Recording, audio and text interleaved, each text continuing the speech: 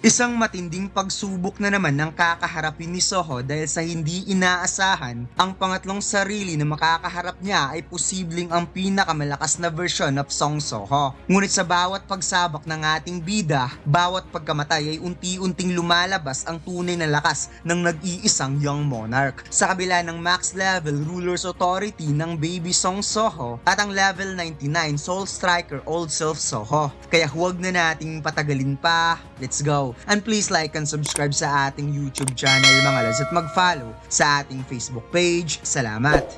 Nagsimula ang chapter na ito kay Amot kung saan naiinis siya kay Vero na lagi na lang lumilipad sa harapan niya. Kaya sinabi niyang, halika nga dito. Hindi naman babalik ang young monarch dahil lang sa paikot-ikot kang lumilipad. Kumalma ka nga. Napatugon si Vero habang umiiyak na isa ka talagang crocodile na wala man lang damdamin. Hindi daw nila alam kung nasaan ngayon ang young monarch. Kaya papaano siya kakalma? Hanggang sa bumaha na talaga ang luha ni Vero dahil hindi daw talaga siya nakakatulog sa sobrang pag-aalala para sa young monarch.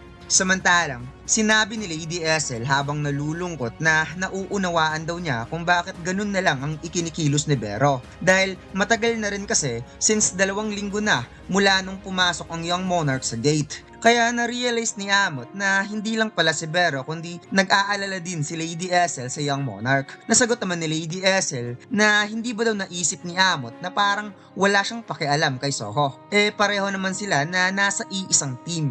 Biglang sinabi ni Amot, sigurado ba kayong kilala nyo ang young monarch? Bagay na nagpakuha ng pansin ni Lady Ethel. Tinatanong niya kung bakit tinatrato nila ang young monarch na parang isang bata. Kung gusto nila itong i-compare against someone as great like Shadow Monarch. Ngunit hindi pa naman niya kailanman nakikilala ang Shadow Monarch. Subalit ang tanging alam lang niya ay kahit tumudugo ang katawan ng young monarch, mabali man ng kanyang mga buto, mauubos man ng lakas ng kanyang isipan, hinding-hindi ito sumusuko.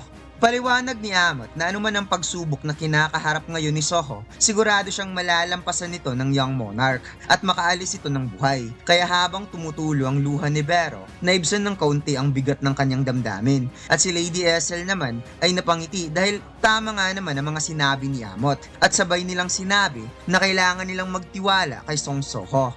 Pagkatapos lumipat ang eksena kung saan hindi na nakapagpigil pa ang ating bida at wala na siyang choice kundi labanan ng old self Soho at sinabing hindi niya hahayaang patuloy siyang patayin ng paulit-ulit, subalit hindi man lang nakalanding ang kanyang kamao, winasa kaagad siya gamit ang napakasimpleng suntok na wala man lang kahirap-hirap. Pagkatapos bumalik ulit ang ating bida at this time kaharap na naman niya ang baby Song Soho kaya mabilis siyang gumalaw habang isinasagawa ang pag-atake dahil alam niya kung ano ang kakayahan ng baby Soho using ruler's authority. Subalit in just a moment parang laruan lang ang ating bida na pasimpleng winasak gamit ang ruler's authority.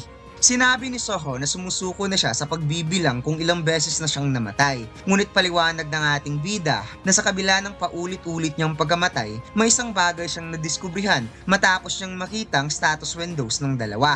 Ang nilalang na pumuputol ng kanyang katawan gamit ang psychokinesis ay ang sanggol na siya. Paliwanag ng ating bida, although ang baby Song Soho ay hindi nagtataglay ng level tulad ng isang player, ngunit nagpo-possess naman ito ng max level ruler's authority. And additionally, ang nilalang naman na siyang nagbibigay sa kanya ng matinding damage kahit sa simpleng physical contact ay ang old self Soho noong nasa tutorial pa siya. At ang class ng tutorial Soho ay isang soul striker na ngayon ay kasalukuyang nasa level 99 na sa monster.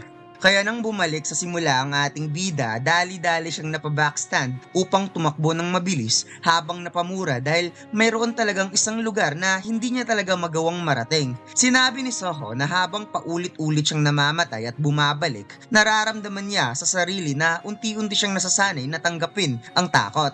Kaya kapag muli niyang matanggap ang matinding damage, sasabihin na lamang niya sa sarili na susubukan niyang muli. At nang muli na naman siyang namatay sa kamay ng baby Soho, sinabi niyang konting-konti na lang. Subalit, pakiramdam niya, ang nararamdaman ito ay parang umiiral lang sa lugar na ito dahil alam niyang hindi siya dapat magpabaya pagdating sa kamatayan at dahil dito, kailangan niyang magpatuloy at magsikap upang makasurvive sa abot ng kanyang makakaya. Dagdag pa ng ating bida na habang nararanasan niyang mamatay ng paulit-ulit, nararamdaman niya sa sarili na unti-unti siyang nagiging matatag sa proseso. Kaya habang tinitingnan ni Soho ang blueprint na iginuhit niya gamit ang sariling dugo, nakita niyang mayroon na lamang isang lugar na hindi pa niya napupuntahan. At kung wala mang pintuan sa lugar na ito, ibig sabihin wala nang ibang paraan para matapos niya ang advancement quest ay ang talunin sila. At habang naglalakad ang ating bida, sa muling pag-iisip daw niya ay tila may nararamdaman siyang kakaiba na habang palagi niyang nakakasalubong ang dalawang monster na iyon, mas bumibilis siya sa bawat pagkakataon. Kung kaya't napangiti ang ating bida nang na-realize na kahit hindi siya nag-level up, ay nagkakaroon pa rin siya ng improvement each time at napawika ay nagpakita ka na naman. Kung saan hinanda ka agad ng ating bida ang kanyang sarili dahil alam niya na kung ano ang gagawin, palagi daw nitong sinusubukang ilayo siya upang hindi niya mapupuntahan ang direksyon na to. Kaagad ginamit ni Soho ang kanyang bilis upang i-outsmart ang baby Song Soho. Nagamit ang kanyang ruler's authority. Kapag gagamitin niya ito upang takpan ng bawat sulok ng kanyang paligid, magagawa din niyang ngunit hindi niya natapos ang ibig niyang sabihin dahil bigla na lamang niyang napansin ang opposite force na bumangga sa ruler's authority niya. Kaya nagulat si Soho nang lumihis lang ito sa gilid niya na parabang naprotectionan siya ng sarili niyang ruler's authority. Nagmadaling tumalon ng ating bida upang lagbasan ng baby Soho, bagay na ikinagulat ng bata na humantong sa panlilisik ng mga mata nito, ngunit bago pa man ito muling nakagamit ng ruler's authority, ginamit ng ating bida ang kanyang jacket upang takpan ng mukha ng bata. Napangisngis ang ating bida sa sobrang pagmamadali para lang makapunta sa next location since ito lang ang lugar na hindi pa niya napuntahan at palagi siyang sinusubukang ilayo sa daanang ito. Kaya gamit ang ruler's authority, madaling nakapunta si Soho sa daanan upang makita kung ano ang meron dito. At hindi nga siya nagkakamali, isang napakalaking pintuan nang naghihintay pala para sa kanya. Napadilat ang mata ng ating bida nang nakita ang pintuan, kaya di niya napigilan ng sarili na manabik na puntahan kaagad dahil totoo nga talagang may iba pang naroon maliban sa dalawang yon.